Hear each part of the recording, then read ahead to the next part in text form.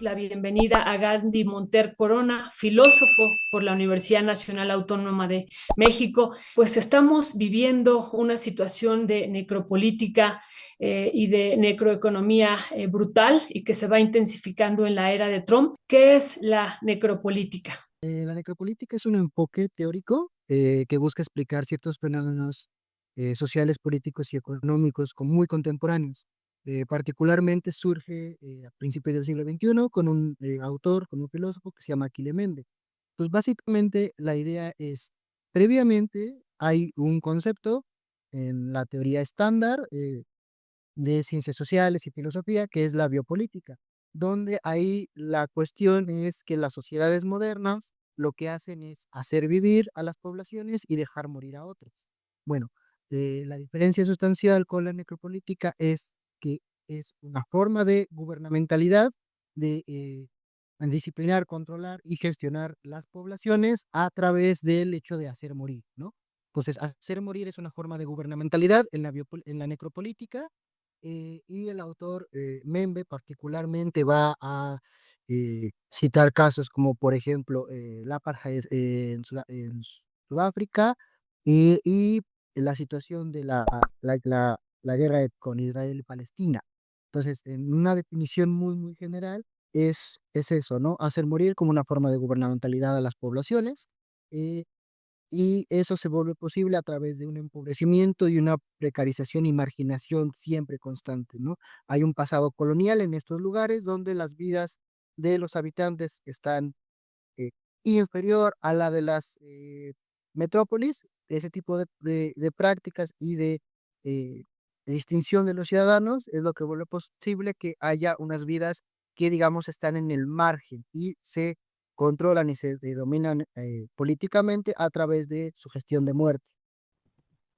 Muchas gracias, Gandhi, por esta explicación, pero escuchamos esta parte que nos parece muy importante, Gandhi, de hacer morir como una forma de gubernamentalidad a las poblaciones. Eso nos parece muy importante analizarlo en esta era de Trump, porque vemos también una batalla y una disputa también importante por parte de él hacia varios territorios donde hay también algunos recursos estratégicos para el capital.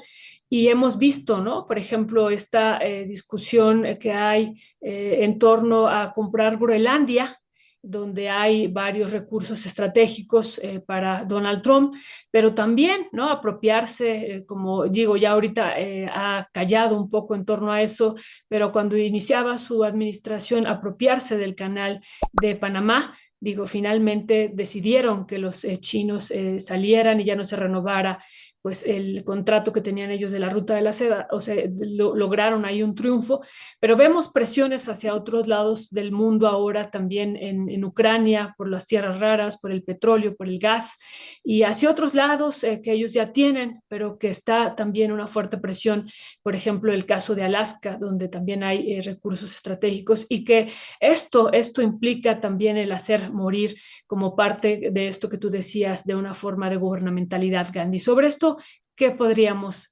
decir? Ok, hay al menos tres puntos importantes que me gustaría mencionar, ¿no? El primero es, recuperando tu intervención, sí, efectivamente, vamos, no solo lo dice cierto tipo de teoría, lo dice inclusive la teoría neoclásica estándar, ¿no? Las situaciones de guerra son donde mejor se mueven ciertos sectores de la economía, ¿no? Y eso lo dice Mankiw. Eh, pero ahora, también entender a Trump como un síntoma cultural, político-cultural, ¿no? O sea, hay una fractura en las relaciones sociales que vuelve posible la pervivencia de un fascismo con todas sus letras, ¿no? Eh, en una población profundamente afectada como es la norteamericana, con una nostalgia muy grande sobre un pasado, una serie de políticas que lo que buscan es distraer la atención de la población y culpar a ciertos sectores de la población en prácticas profundamente sí marcadas por un racismo y sí que alguna vez llegamos a ver en grupos políticos del siglo pasado. Ahora, la situación es interesante porque Estados Unidos tiene una historia de colonialismo y de extracción muy, muy considerable, ¿no? Eh, vamos, eh, el conflicto que hay para expandirse al oeste, los procesos contra los apaches. En 1798 Estados Unidos también tenía guetos contra japoneses, los programas contra los chinos en su propio territorio. eh, Más recientemente en las administraciones justo de Trump, los campos de mexicanos, ¿no? Para extraditarlos. Eso es, digamos, a nivel intra.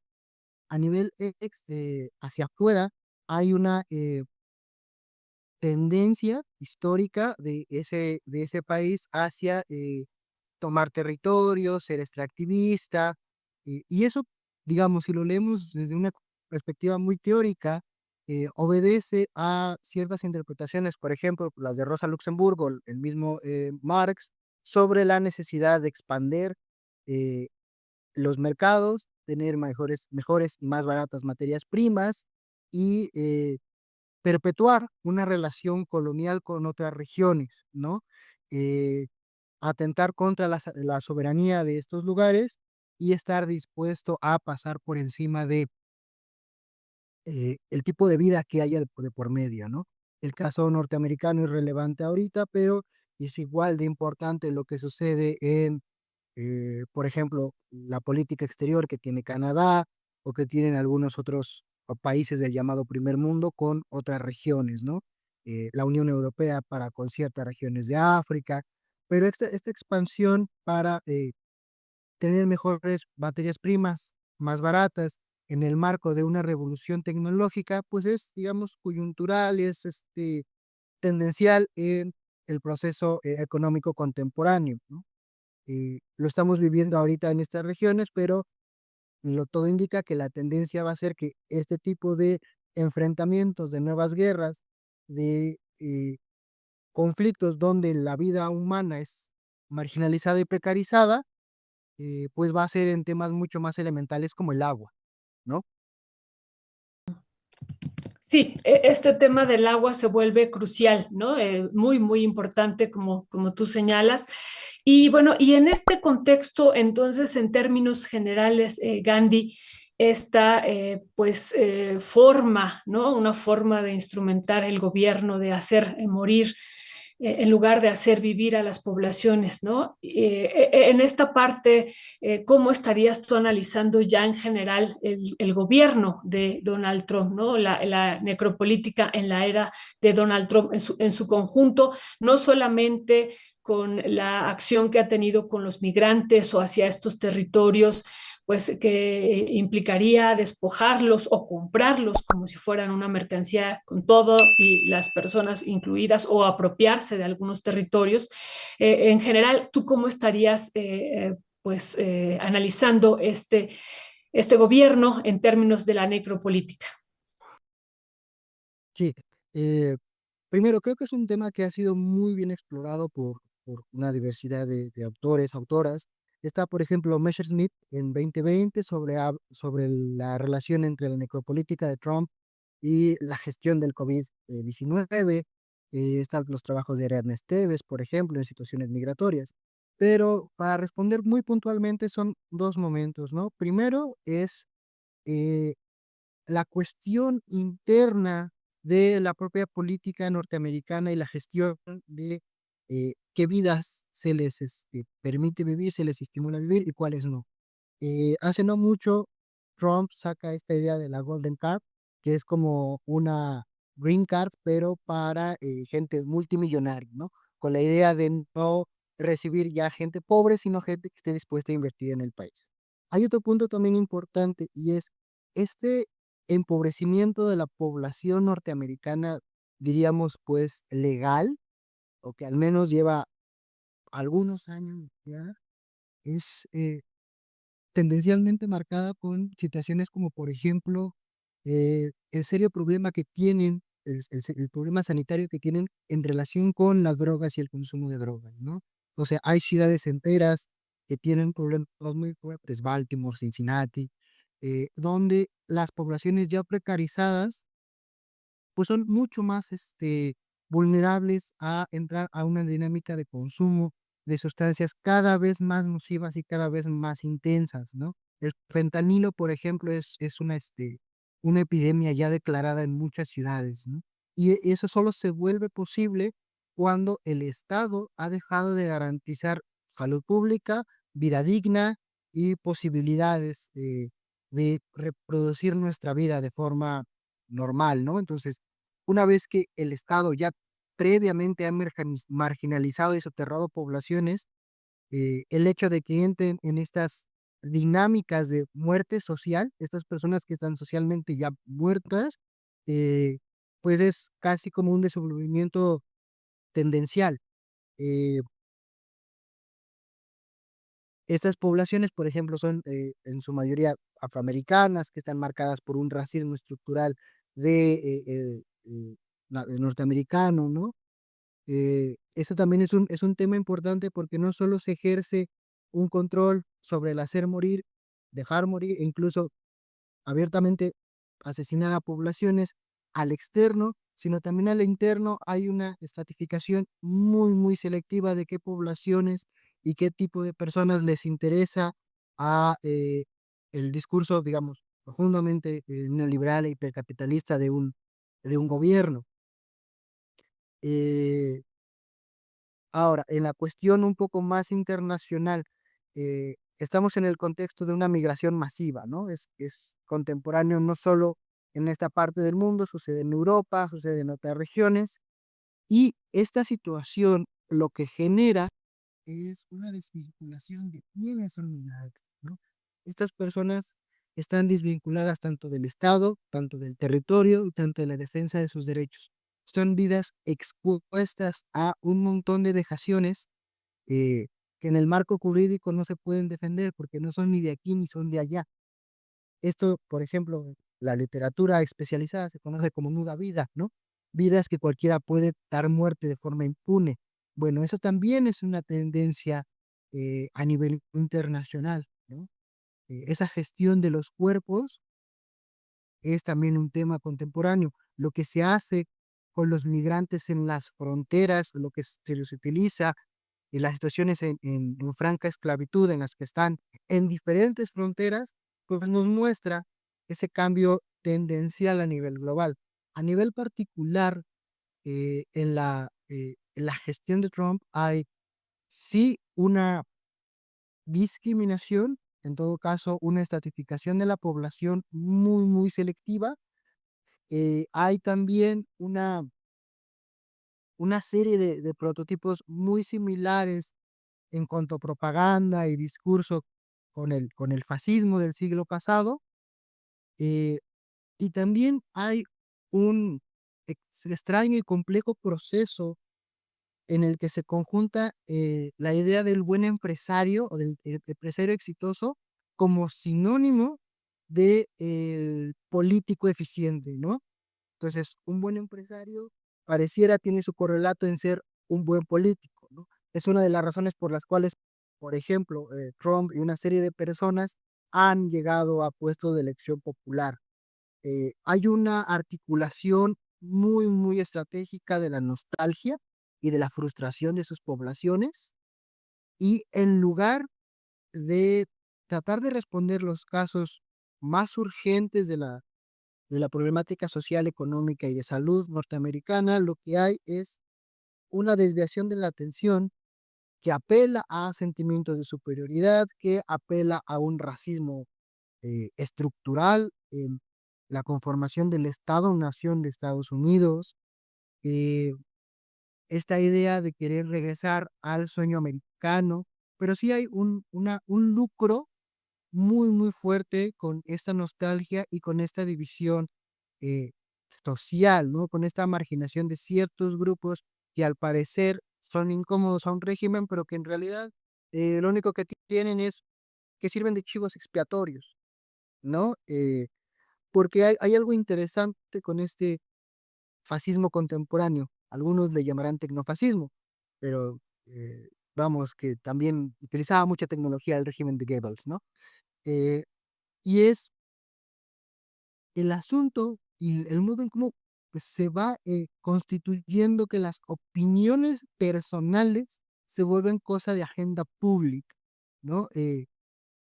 No podría yo garantizar o dar un dato específico de cuántas personas que tienen un puesto público en Estados Unidos que pertenecen a un grupo social y étnico, como son los blancos, son racistas. Yo no puedo decir eso. Que sí, históricamente los blancos han sido muy racistas allá también, pero una cosa es la opinión individual y otra cosa es cómo esta opinión individual se vuelve una política pública. Y eso ya es a todas las luces lo que está haciendo la administración de Trump. Hay gente republicana que inclusive se mantiene escéptica con, este, con esta serie de medidas muy radicales, ¿no? Pero que de algún modo eh, responden a cierto populismo, ¿no? La gente está frustrada, está molesta, entonces lo que se hace es canalizar esa frustración sin resolver los problemas de base. Muchas gracias, Gandhi. Hemos tenido problema con el audio durante toda la entrevista. Qué lástima, porque sí, en algunos momentos te perdemos y la audiencia nos ha estado comentando y también desde producción que hay problemas con el audio. Pero Gandhi, en verdad te agradecemos mucho. Ya en otro momento que no tengamos tantos problemas con el audio, podemos recuperar esta intervención tuya y algo pues que queríamos aquí presentar, pues es esta política que está instrumentando Donald Trump, ¿no? Que visto desde esta concepción de la necropolítica, pues es una política de muerte, como tú dices, de hacer morir, dejar morir, asesinar a poblaciones también cuando es necesario. Y bueno, pues faltaría de cierre nada más en un minutito, esperemos que te podamos escuchar, ¿no? Es problema de origen de allá de la computadora de Gandhi, algo ocurre. ¿A quién estaría pensando Donald Trump dejar vivir, ¿no? ¿A quiénes? Si es una política hacia unos cuantos, tú decías internamente hacia los afroamericanos, hacia los migrantes, hacerlos morir y en otros territorios donde hay interés de los recursos naturales, ¿a quién sí dejaría vivir? Ok, espero que se escuche ya un poquito mejor. Eh, para empezar, a la élite, ¿no? A una élite que históricamente ha existido, ¿no? O sea, los empresarios que aparte tienen intereses muy ligados a ciertos partidos políticos en Estados Unidos, igual tienen su historia, ¿no? Creo que el caso más conocido de este lado del mundo es la familia Bush, pero hay muchísimos, ¿no? Eh, entonces, sí hay un estímulo a que al menos esta idea, esta idea del supremacismo o cierto supremacismo pretende eh, generar condiciones de bien vivir a poblaciones clase media alta, inclusive más que nada alta, blanca de Estados Unidos.